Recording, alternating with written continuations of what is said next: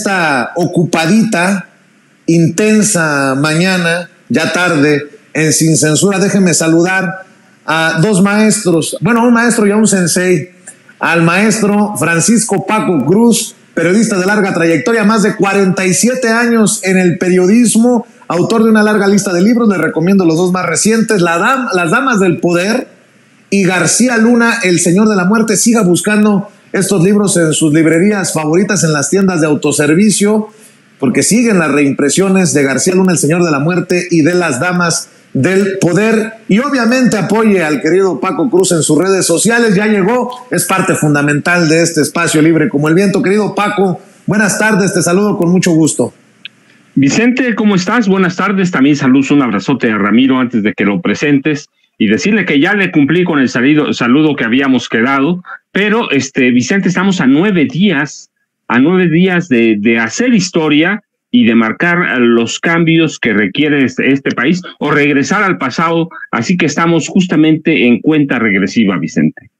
Así es, y déjame saludar, ya lo adelantabas, al sensei Ramiro Padilla Atondo, analista, escritor, el hombre detrás del Pequeño Chairo Ilustrado y una larga lista de libros. Lo saludo con mucho gusto, querido sensei, ¿cómo andas? Ramiro, un abrazo.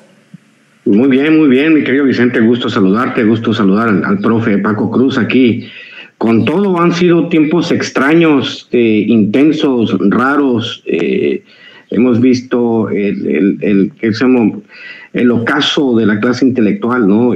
Ha sido muy raro todo esto, pero pues ya como dicen, ¿no? ¿Qué le falta a Xóchitl para ser presidente? Pues como 40 millones de votos, y a Claudia, como dijeron por ahí, pues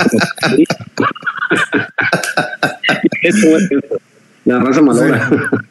Oye, por cierto, qué bueno que lo pones sobre la mesa, Paco, así, tan sencillo y tan complicado a la vez, Ramiro Padilla Tondo. Tiempos estelares en los que la clase intelectual queda desnuda, ¿no? Y un sector del periodismo también en crisis.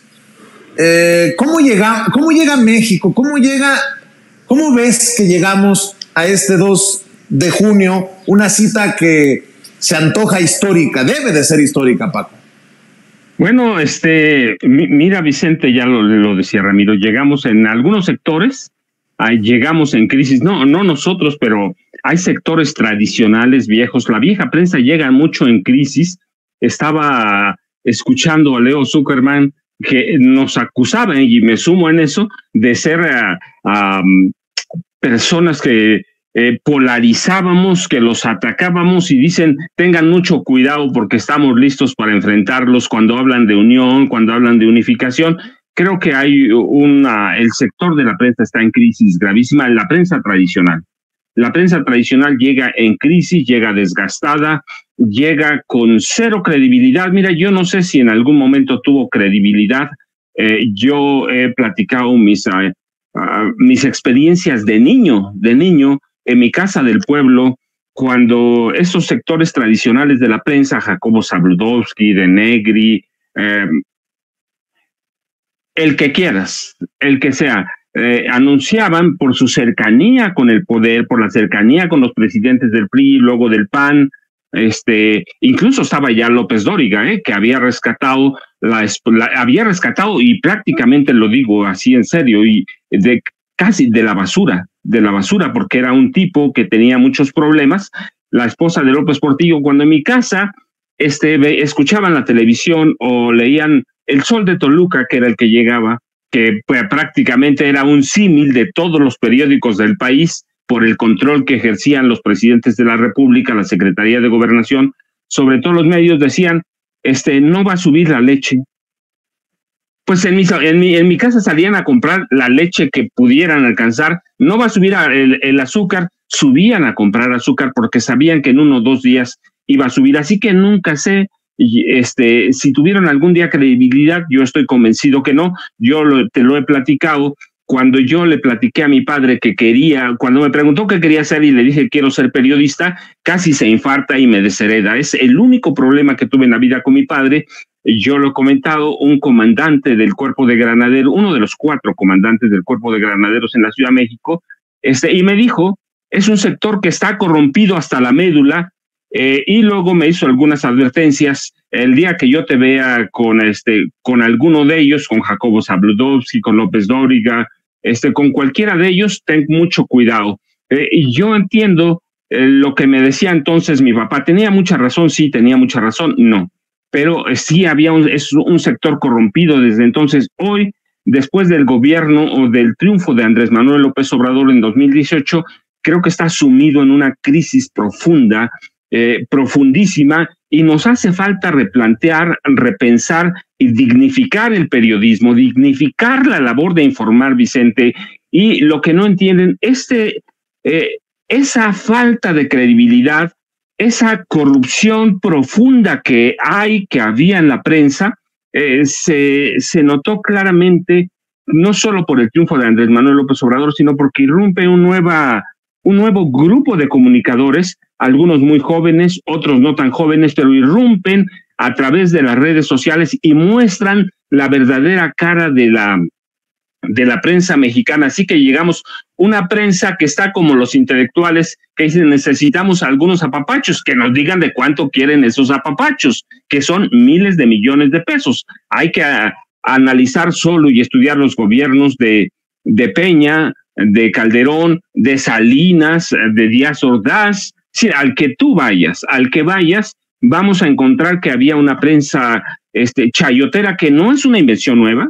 El chayo, el embute, mira, yo les platico, mi primer salario como periodista lo cobré en 79, pero en 76 ya andaba metido en medios, y el chayo y el embute eran famosísimos. El sobre, chayo, embute o sobre, el presidente hoy lo dice con sorna, dice hoy son transferencias electrónicas, y tiene razón, transferencias bancarias. Así que ese sector de intelectuales, mira, yo digo, ya se acomodó a donde pertenece, es a la miseria, la miseria intelectual, la glorificación de la ignorancia al centro Xochitl Gálvez, Luis.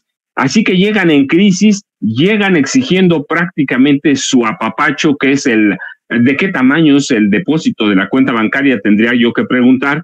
El sector intelectual, o llamado sector intelectual orgánico, llega en una crisis tremenda. Hace por lo menos 5 años que no recibe los millones que estaba acostumbrado a recibir, becas, viajes, apapachos, contratos en los estados. Sí, no es que solo les diera la presidencia de la República, les daban también los gobernadores. Yo recuerdo algunas giras que cubrí, además de que les daban el chayo de la presidencia de la República, además que les daban chayos de algunas secretarías de Estado, los gobernadores de los estados también entraban, yo recuerdo mucho el gobierno de Alfredo del Mazo González, 82, 83, les daban su sobre amarillo con un dinero que era, créelo, bastante generoso, y cuando a alguno de ellos no le tocaba bien, reclamaban y todos regresaban el chayo, pero para que les dieran todavía más y parejos a todos. Así que ese sector llega en una crisis profunda, que la vemos en López Dóriga, Raimundo Rivapalacio, en cualquiera. Mira, es que podemos decir nombres, Loret de Mola, Leo Zuckerman, al que uno quiera, llega prácticamente a esa crisis. ¿Por qué? Porque no tienen los ingresos que solían tener. Eran príncipes del sistema. Los intelectuales, los periodistas, todos eran príncipes del sistema, y se comportaban y se comportan como tal. Por eso son agresivos, por eso son personajes que se convirtieron en mercenarios de la información. Y llegamos a sectores que siempre negociaron, que estuvieron acostumbrados Mira, yo a veces cuando voy a dictar conferencias, Vicente, no digo que son periodistas, lo que digo que eran las conexiones de las élites de poder, de los poderes fácticos. Ellos eran los transmisores, y muchas veces se convertían en transcriptores de boletines, Vicente, porque se firmaban los boletines de prensa y hacían un periodismo, no ahora, mira, yo lo puedo decir con conocimiento de causa, hacían un periodismo pandillero. Yo recuerdo mucho, por ejemplo, algunas fuentes, muchas, la mayoría, iban a cubrir un evento, pero uno entrevistaba a una persona, el otro a otro, y cada uno hacía un boletín de prensa y se lo pasaban todos. Y a partir de ahí hacían lo que dice el presidente hoy y lo llama muy bien, el nado sincronizado.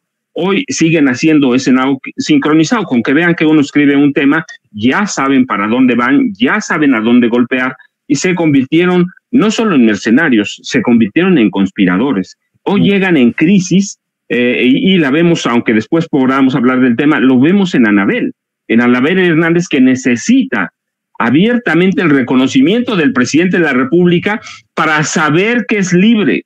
Y yo digo, qué tristeza que necesiten todo eso, pero llegan en ese papel de víctimas, de necesidad de reconocimiento del hombre más poderoso de este país. Yo insisto, el presidente López Obrador sí sigue siendo el presidente más poderoso de este país, aunque tengamos poderes alternos, tengamos poderes que hacen equilibrio. Es un hombre que ha sabido cómo manejar el poder, contrario a la mayoría de sus antecesores. Llega el presidente en control de la sucesión presidencial, y sin meter las manos, sin meter a claro. Es la primera vez que no tenemos una crisis. Mira, yo se los digo siempre, mi primera crisis la viví en 82, pero mis padres vivieron hacia atrás y siempre vivíamos en crisis. La primera vez que no tenemos una crisis económico-financiera. Pero esos sectores, la prensa vieja, los intelectuales, llegan en una crisis severísima, urgidos de dinero, urgidos de reconocimiento, urgidos de apapachos que no son otra cosa que chayos. Así que nosotros llegamos bien, pero ellos llegan en crisis y van a tener que afrontar una crisis severísima, Vicente.